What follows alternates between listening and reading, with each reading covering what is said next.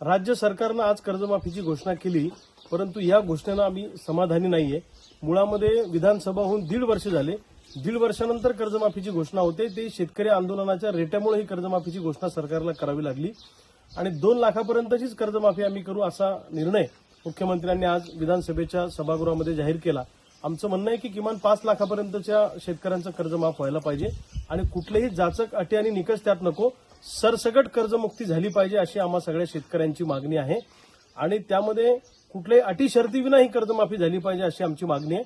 आणि इथून पुढे सोयाबीनला उत्पादन खर्चावर आधारित भाव, कापसाला उत्पादन खर्चावर आधारित भाव, इतर शेती पिकांना उत्पादन खर्चावर आधारित भाव जर दिला तर पुन्हा कर्जमाफी मागण्याची वेळ येणार नाही। पण वारंवार जर सरकार सोयाबीन आणि कापसाच्या भावावर दरोडा टाकणार असेल तर पुन्हा पुन्हा कर्जमाफीची मागणी करावी लागेल। हे फक्त एक सलाईन आहे, याच्यातून शेतकरी खूप मोठा उभा राहील असं नाही आणि रेग्युलर कर्ज भरणाऱ्यांना किमान 1 लाख रुपये त्या ठिकाणी अनुदान जाहीर करायला पाहिजे होतं अशी आमची मागणी आहे। आजच्या कर्जमाफीच्या निर्णयामध्ये आम्ही पूर्णपणे समाधानी नाहीये।